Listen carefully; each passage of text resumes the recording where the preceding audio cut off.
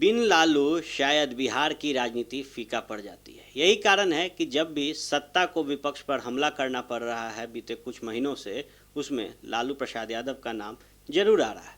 खैर, लालू प्रसाद यादव बिहार की राजनीति के साथ साथ देश की राजनीति से दूर हो गए हैं, क्योंकि वो सज़ा याफ्ता हैं।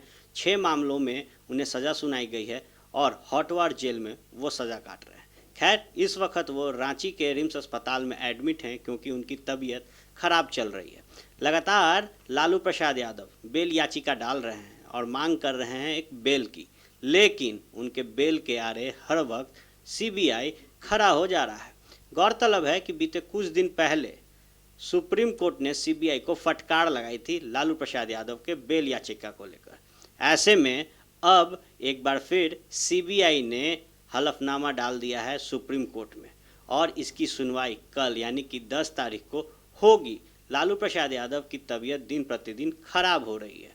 आपको याद करा दें कि 3 दिन पहले रांची में मौजूद थे तेजस्वी यादव और उन्होंने पूरी कोशिश की थी लालू प्रसाद यादव से मुलाकात करने के लिए। वहीं उन्हें मुलाकात करने नहीं दिया गया। कारण बताया गया कि 5 बजे शाम के बाद किसी से भी लालू प्रसाद यादव को मुलाकात नहीं करने दिया जाएगा। इन सब के बीच अब जब सीबीआई ने जो याचिका डाला है, हलफनामा जो डाला है सुप्रीम कोर्ट में, उसमें उन्होंने लिखा है कि लालू प्रसाद यादव लगातार अस्पताल से राजनीतिक गतिविधि कर रहे हैं। इन सब के बीच अब इस विषय पर आप तमाम दर्शकों से रूबरू होंगे हमारे न्यूज़ बिहार के अभिभावक विजय मिश्र बाबा, और चर्चा को कुछ खास बनाते हैं। स्वागत है बाबा। लालू प्रसाद यादव के बारे में बताएं। बेल याचिका के लिए एसबीआई उनके आरे खड़ी है।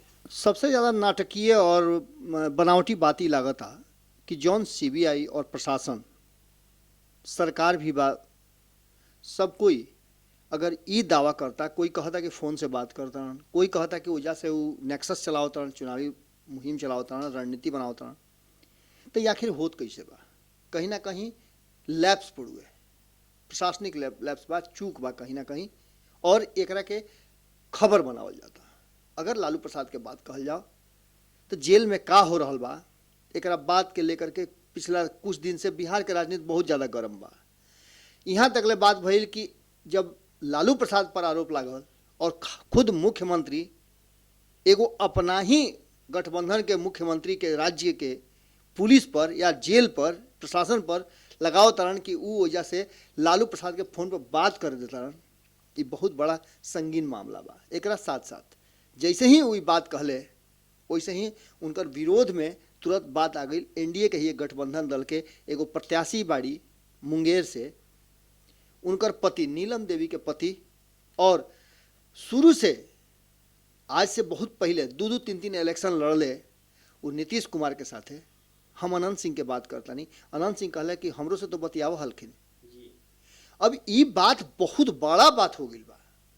अगर लालू प्रसाद जेल से बतियावत रहे और जेल से ही पूरा राजनीतिक परिदृश्य के या राजनीतिक लगाम उनका हाथ में बा, तो बहुत शर्म के बात बुढ़ुए। प्रशासन कहती जौन दावा कर रहा बा दोनों सरकार, दोनों पार्टी, और यह देश के सबसे बड़ा जौन जनाधार वाली कहल जाला, एक साथ साथ विश्व के सबसे बड़ा पार्टी भारतीय जनता पार्टी के सबसे कद्दावर नेता, जहाँ एक तरफ दावा करता रहे कि हम दुश्मन से निपट ले, दुश्मन देश से निपट ले, अपना देश में ही प्रशासनिक चूक हो रहा बड़ुए। अगर लालू प्रसाद के जमानत याचिका पर इतना सब बात निकल के आवत था, एक मतलब बा कि कहीं ना कहीं लालू प्रसाद डरवावत रहे राजनीतिक रूप से अपना विरोधी लोग के। यार, सीबीआई लगातार लालू प्रसाद यादव के बेल याचिका के अगेंस्ट खड़ी है। कुछ दिन पहले सीबीआई पर भी आरोप लग रहा था कि सीबीआई को सेंट्रल गवर्नमेंट काम नहीं करने दे रही है। तो क्या इनके बेल, सीबीआई और सेंट्रल गवर्नमेंट यानी कि एनडीए तीनों में कुछ रिलेशन है? अब एक बहुत सोचे वाला बात ही बा कि 2014 से पहले सीबीआई तोता भइल रहे, याद बा? अदालत सीधे कहले रहे कि सीबीआई तोता बन गई है सत्ता की।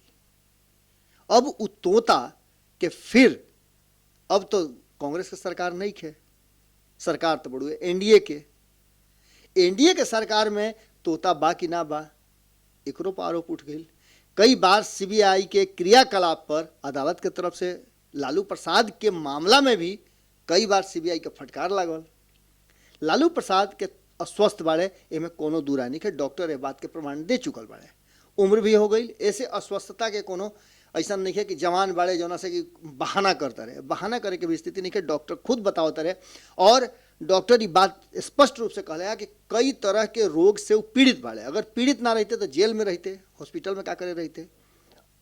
अब इलाज करावे खातिर ई समय हो सकेला कि दोनों एक जगह आके बैठ गई, एगो चुनाव बा, दूसरा तरफ उनका तबीयत ज़्यादा खराब हो गई बा। अब ये दोनों के जोड़ लिया जाओ तो कहे के मतलब ये बा कि चुनाव के चलते लालू प्रसाद के तबीयत से खिलवाड़ ना कइल जा सकेला। ये कानून भी कहेला और हमनी के संविधान भी कहेला। हम कोनो पैरवीकार नहीं खी लालू प्रसाद के, हम बात के बात पर बात लेके आइल बनी और एक प्रश्न के जवाब में जौन तू पूछला कहे के तात्पर्य बा कि यदि लालू प्रसाद के तबीयत खराब बा, डॉक्टर अगर उनका के कह दिले बड़ा कि हाँ इनका के बेहतर इलाज खातिर बाहर जाए जरूरी बा या से निकलल जरूरी बा, तो एकरा में पुलिस या प्रशासन या अदालत काहे खातिर रोक लगाई। अब सीबीआई ये पर रोक लगौले बा और सीबीआई रोक लगौले बा तो पर निश्चित बा कि सवाल उठबे करी कि चुनाव के लेकर के। दूसरा तरफ ये भी बात कहल जाता कि वजह से चुनावी मुहिम चला रहा बड़न, रणनीति बनावत रहन।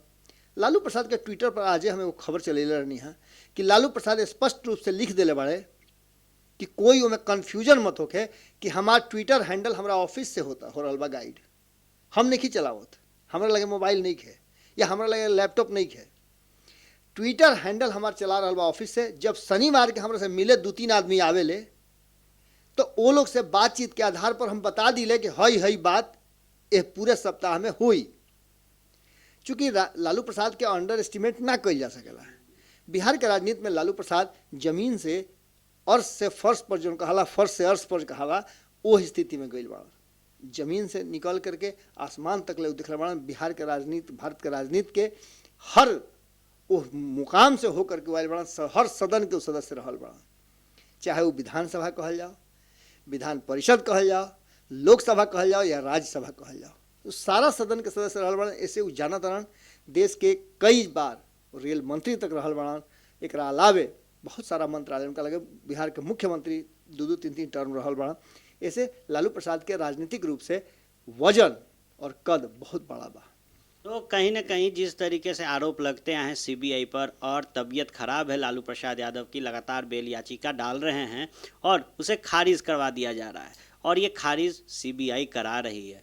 खैर, जब चुनाव नज़दीक है ऐसे में लालू प्रसाद यादव शायद एक बड़ा चेहरा बनते, एक बड़ा नेतृत्व करने वाले आरजेडी के फिर से चेहरा बनते, इससे परहेज है एनडीए को। और यही कारण है कि लगातार जिस तरीके से विवाद हो रहा है उन पर विवादों का समा बांधा जा रहा है। ये संकेत दे रहा है कि महत्वपूर्ण कितने हैं लालू प्रसाद यादव बिहार की राजनीति में। एक आखिरी सवाल ले लेते हैं लालू प्रसाद के तरफ से ही कि क्या इस परिस्थिति में चुनाव को एक अलग साइड रखते हुए लालू प्रसाद यादव को बेल देना चाहिए? लालू प्रसाद ही ना वो हर व्यक्ति स्वास्थ्य लाभ लेवे के अधिकारी बुढ़वे संविधान के तहत, चाहे वो सजा याफ्ता होके और चाहे बिना सजा याफ्ता होके। इस देश में जहाँ एक तरफ 50 करोड़ लोग के स्वास्थ्य लाभ देवे के दावा मोदी सरकार कर रहा बुढ़वे, आयुष्मान भारत जैसे बड़ योजना लेके आई रहा। स्वास्थ्य राज्य मंत्री ये बिहार से बड़े अश्विनी कुमार चौबे, उनका दावा बा कि हम हर तरह से तैयार बानी। रांची रिम्स में भी कहत रहन कि बहुत सारा व्यवस्था बढ़ुए। एक साथ साथ अब एक और बात कि रांची के जौन भारतीय जनता पार्टी के प्रभारी बाड़े चुनाव में, या वो राज्य के प्रभारी जौन बाड़े, वो बिहार के स्वास्थ्य मंत्री बाड़े मंगल पांडे। बात के बहुत बारीकी से रुआ समझो, हम कोनो उलझावत नहीं की बात के, हम बात के सुलझा रहल बानी कि रिम्स केकरा अंडर में बा, स्वास्थ्य मंत्री बिहार के बा, देश के स्वास्थ्य मंत्री के बा। इस सारा मामला के लेकर के अगर स्वास्थ्य मंत्री बाड़े जांच उनकर खुद के डॉक्टर कर रहा बाड़े, अगर लालू प्रसाद के तबीयत माने खराब बा, वो एह लायक नहीं कन कि अस्पताल में उनकर ओइया इलाज हो सके रांची में, तो काहे खातिर इतना बड़ा बड़ा अस्पताल एम्स दुनिया खुलल। अगर लालू प्रसाद एकरा पहले भी लालू प्रसाद के एगो सब कोई के पता बुढ़े कि एकरा पहले भी लालू प्रसाद के बाहर से इलाज करावे खातिर स्वीकृति मिला रहे, उनका पुत्र के शादी में भी उनका मिला रहे मौका। एकरा अलावे ऐसा कई गो नेता बाड़े, या रुआ याद हुई कि जब संजय दत्त के आवे के इजाज़त मिल सकेला पेरोल पे, तो लालू प्रसाद के स्वास्थ्य के कारण से उनका के इलाज करावे खातिर काहे ना जगह मिल सकेला, एकदम मिले के चाहिए। और संविधान ही हमने ये कहता, ये संवैधानिक बात बा कि स्वास्थ्य लाभ लेवे के हर नागरिक के अधिकार बा, और एकरा में कोनो तरह के कोई संदेह संकोच नहीं के, एकरा के राजनीतिक चश्मा से ना देख के एकरा के एक व्यक्ति लालू प्रसाद या फिर एक शरीर जौन स्वास्थ्य कारण से तकलीफ में बा ओकरा के स्वास्थ्य लाभ दिवावल सबके फर्ज बनत रहे। स्वास्थ्य लाभ मिलना सबका अधिकार है, क्योंकि प्रधानमंत्री भी करोड़ों रुपए खर्च करके और आयुष्मान भारत की बात करते हैं। स्वास्थ्य मंत्री अश्विनी चौबे लगातार स्वास्थ्य के दुनिया में हो रही तरक्की की बातें बताते हैं। मंगल पांडे लगातार बिहार को और झारखंड में प्रभारी के तौर पर स्वास्थ्य में आगे बढ़ाने की बात करते हैं। अब जब एक बहुत बड़ा चेहरा, बहुत बड़ा राजनीतिक चेहरा तबीयत खराब चल रहा है उनका, तो फिर राजनीतिक तुल को अलग रखते हुए शायद एक पहल करनी चाहिए एक स्वास्थ्य के लिए, ताकि लंबी उम्र हो सके और जो वादे किए जा रहे हैं केंद्र सरकार द्वारा वो कहीं ना कहीं कागज़ के अलावे ज़मीनी तौर पर भी सच्चाई में दिखना चाहिए।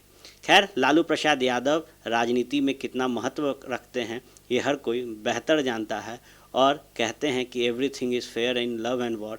तो इस बार जो राजनीतिक वॉर छिड़ा हुआ है, शायद इस वॉर से सत्ता में बैठी एनडीए डरती है कि अगर लालू प्रसाद यादव रिम्स अस्पताल से बाहर आ जाते हैं तो भले ही वो मैदान में न उतरे राजनीति के लिए, लेकिन घर पे ही पूरा राजनीति वो बना सकते हैं।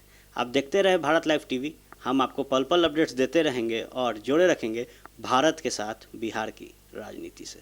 धन्यवाद। हमारे फेसबुक पेज को लाइक करें, ट्विटर पर फॉलो करें न्यूज़ बिहार लाइव, और साथ ही साथ हमारे यूट्यूब चैनल को सब्सक्राइब करें। सब्सक्राइब करने के बाद बेल आइकन दबाना ना भूलें। धन्यवाद।